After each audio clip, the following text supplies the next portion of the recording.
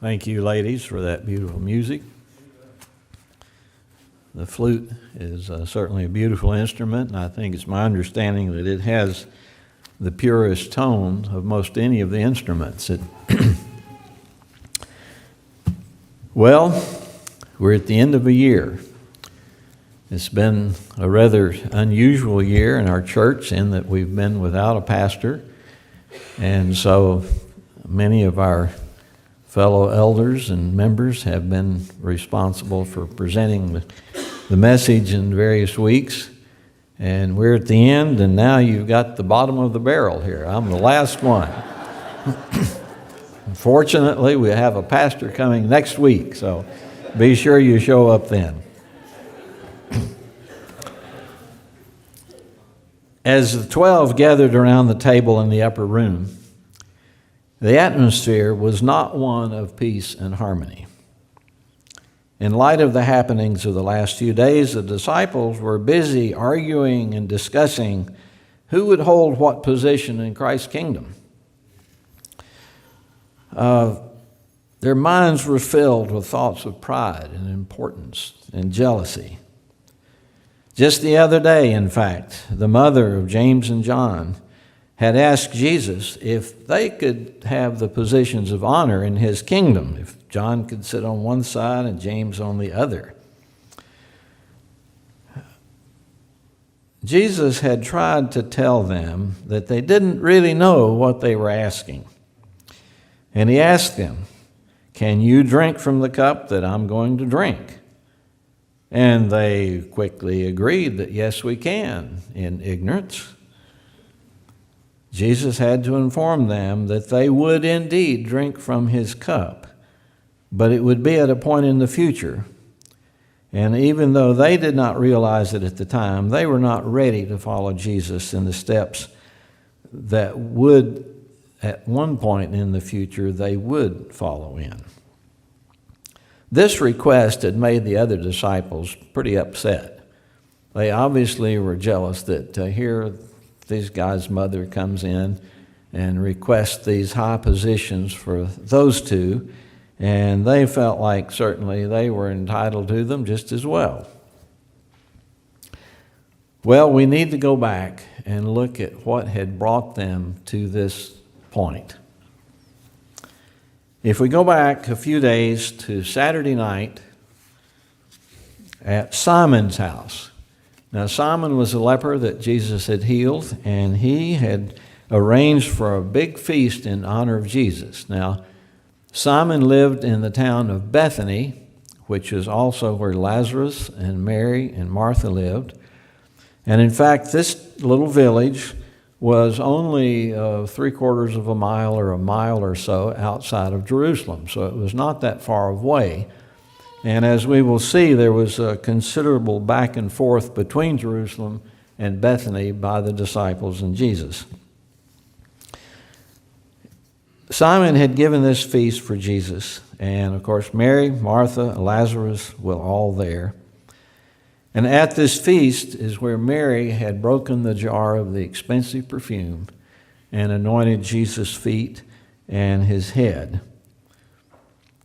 Well, when this happened, Judas, ever the shrewd one, complained about the cost and how it would have been much better if the expense that Mary had placed in this perfume had been saved and given to the poor.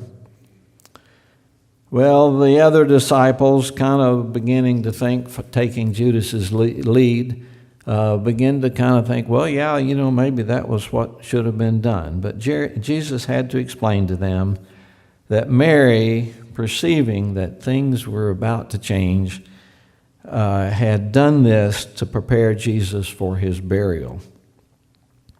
And Jesus had said, "The poor you have with you always," but he was not going to be with them much longer. Now, as a result of this little incidents and the correction that Jesus subtly gave to Judas, Judas decided at this point that he was going to betray Jesus to the priest. And in fact, the priests and the leaders of the Jewish people were meeting that very night, And Judas went to them on the Saturday night to offer the betrayal of Jesus. The resurrection of Lazarus had also raised the ire of the priest, and in fact, they had planned to kill Lazarus because here he was a symbol of the miraculous powers that Jesus had exercised in Judea. So the priests were happy to see Judas come in. They thought, well, they had been planning this for some time. They didn't know exactly how it was going to take place. They were afraid to do anything during the Passover season, which this was the week before Passover, because there were so many people in Jerusalem, and Jesus had collected quite a following among the people. And so the priests were a bit afraid of doing anything to Jesus at that point. But then when Judas shows up and offers to help, they were very pleased with this. So the next day, as Jesus was leaving Bethany and headed back to Jerusalem, this is when he instructed two of his disciples to go to a certain place, and they would find a donkey tied up there, and to bring the donkey, and he would ride the donkey into Jerusalem, which was a symbol of a kingly being anointed in a kingdom. So, seeing Jesus on the donkey, other people realized the symbolism of this, and there was extreme excitement. Of course, the waving of the palm fronds and people laying their garments down in the path for Jesus to ride into town. The procession arrived at the temple later in the day, so not anything really happened. They arrived at the temple, the crowds dispersed. Jesus and the 12 went back to Bethany, where they would spend the night again with Lazarus at his house. So that was on Sunday.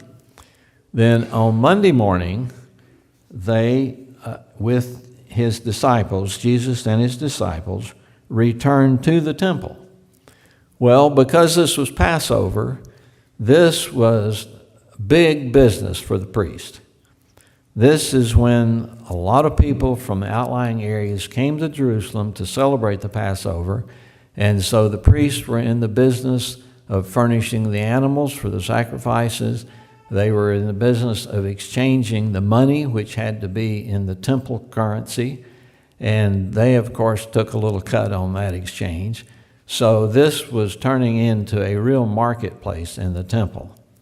And when Jesus arrived there on Monday morning, all of this was going on in the temple. And he, for the second time, cleansed the temple, and he removed these individuals from the temple and tried to restore some sense of decorum to it. Then, after teaching in the temple that day, once again, he returned to Bethany Monday night to spend with Lazarus. On Tuesday, they come back to the temple. He teaches in the temple and talks to the people all day. But that night, instead of going back to Lazarus, they go to Mount of Olives, and they spend the night, Tuesday night, in the gardens there in the Mount of Olives.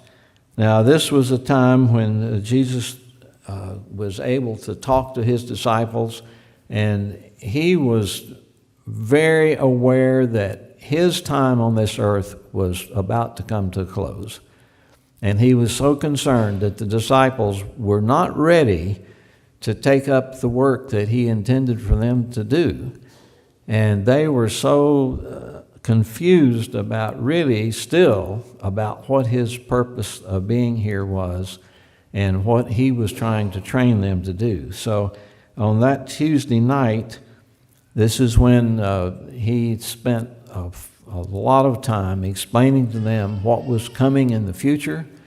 And in Matthew, we find a couple of chapters there where he's telling them of the future events, what's going to happen to Jerusalem, and trying to help them understand what the future held.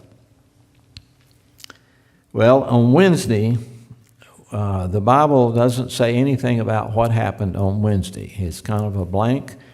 And at this point, on Tuesday, Judas had gone back to the police, the priest, and told them, made additional arrangements, and actually set a price on his betrayal of Jesus.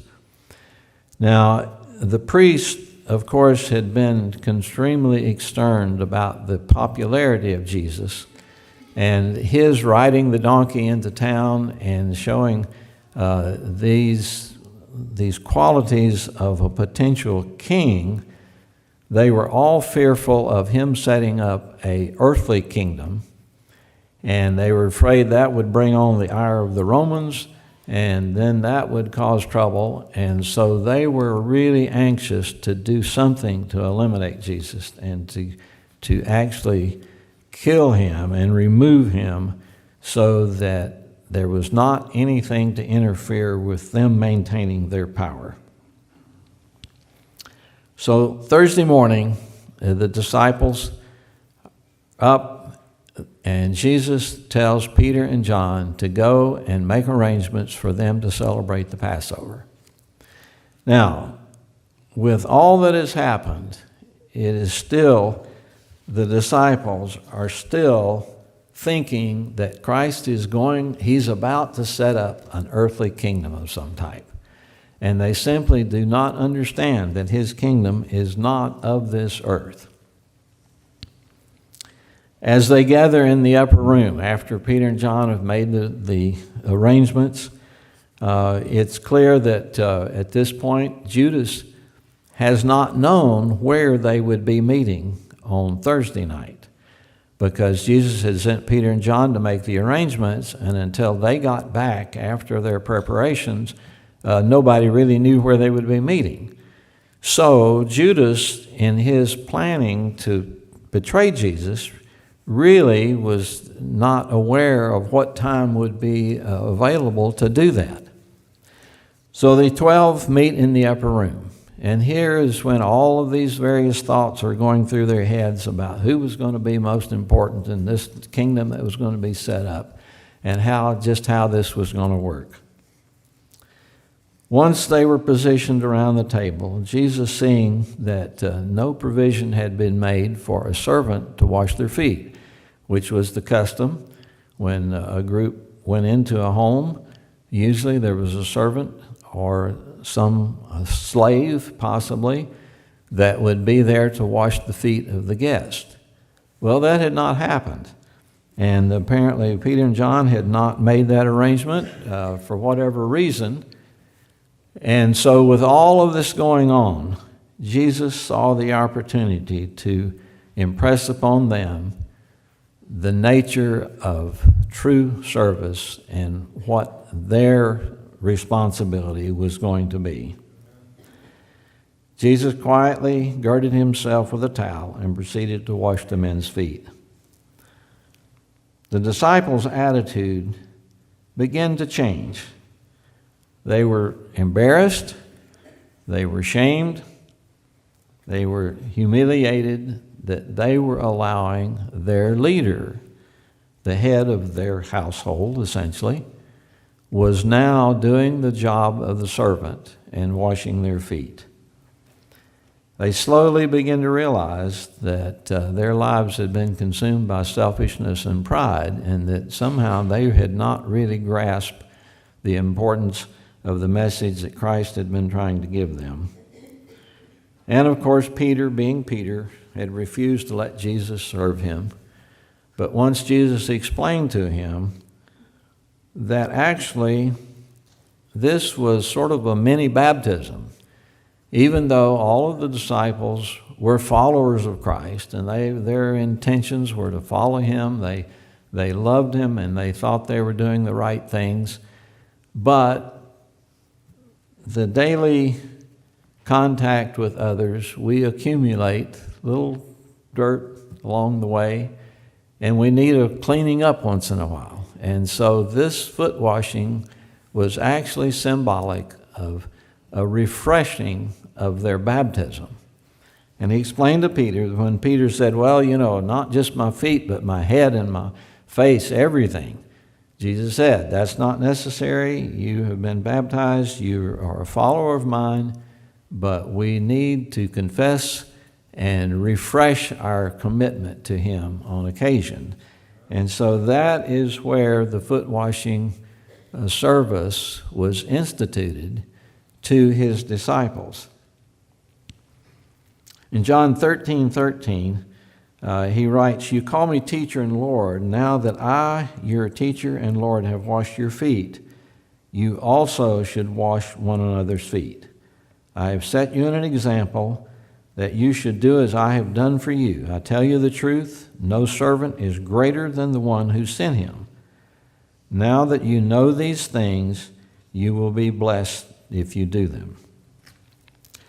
Jesus then took bread and broke it and gave it to them to eat, saying, this is my body, which is given for you. Do this in remembrance of me. Likewise, he took the cup and told each of them to drink of it, because it is the New Testament in my blood, which is shed for you. The men were celebrating the Passover meal, which the Jews had been celebrating now for some 1,300 years. And they had been told to do this every year in remembrance of their freedom from slavery in Egypt, when they had left Egypt. But now that the real Passover lamb was to be sacrificed, the symbolism of that Passover service was now being transferred to remembering what Christ had done for them. The blood placed on the doorpost had protected the family from the death angel. The roasted lamb that was eaten was to give them strength for their journey. The Passover in Egypt was eaten standing up, dressed, ready to go. Once the Jewish people had settled in their own lands, they were now eating their Passover in reclining position around the table, one of at rest. But now that Jesus was himself the Lamb, true freedom from the bondage of sin was now available to them. The bondage of sin and slavery was over, but the bondage to sin was now available, freedom from that through the blood of Jesus. And this service was now replacing the Passover, and this was to be celebrated until Jesus would return again. Jesus had longed to prepare these disciples for the future. And when in John 13:33 we read that Jesus trying to tell them that he was about to leave, and they still didn't understand this, even though he had mentioned it on several occasions in his public ministry. It was still not clear to them that he was actually about to be offered as a sacrifice, and they were going to be on their own.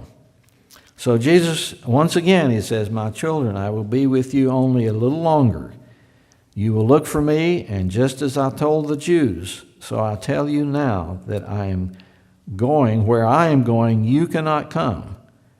A new commandment I give you, love one another as I have loved you, so you must love one another. All men will know that you are my disciples if you love one another. Well, there were many other things that happened that night as Judas was pointed out as the one that would betray Christ, and he left their meeting. The group then, Jesus continued to try to explain to them what was actually happening. But when we consider the service that he instituted that night, exactly what is it that Jesus wants us to remember? Because as he dispensed the emblems, he said, do this in remembrance of me. So what are we supposed to remember from this? What was the essence of the service that should be perpetually remembered as we celebrate this ordinance. As I thought about that, the things that came to me were, number one, he loved us so much that he was willing to go to the cross for us. And that's what gives us the right or the ability to enjoy a future with him.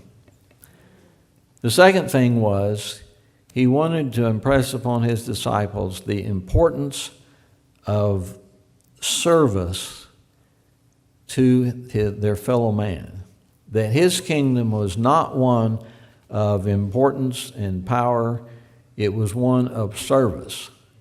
And he demonstrated that through the washing of their feet, and he hoped that that would be a continual reminder to them that their job in this earth was one of service. It was not one of power and importance, but one of service. And that's what he asked us to do, to serve one another and to love one another. Then the third thing that occurred to me in this is that Christ instituted this, and he said, remember that I am coming back. And so we do this looking forward to the day that he will return, and we will all celebrate these ordinances in heaven. And in fact, he said that he would not drink of the juice until that day when he would do it with all of us in heaven. So we have a real challenge as we consider the importance of this service and the reminder that it brings to us each time that we celebrate these emblems and we participate in the foot washing service of the true meaning of what Christ wanted us to remember from these things, and to be a reminder of us to be willing to be humble and be a servant to those of our friends, our neighbors, our church members, that true greatness comes as a result of service. We now have the opportunity to follow in Jesus' example by participating in the ordinance of humility. The Seventh-day Adventist Church practices an open communion, which means that we are all welcome to participate or refrain as you desire. In a few minutes, those of us who wish will leave to separate areas in the church here to participate in the foot washing service. There will be a room for stories for the little kids. The parents want to leave their kids there. I think that's across the hall here. Then the women will gather in classroom 201, which is down to the right as you go out the back doors. The men will be in classroom 107 on the basement level, and then families and couples will be in the activities room. We would ask that the members please invite any visitors that we have to participate with us. And after our participation there, we will meet back here for the bread and the wine. We would also mention that any that would desire to have gluten-free bread, that will be on the secretary's desk in her office. So if you would like that, please pick that up on your way back in. We will separate at this time for the ordinance of humility.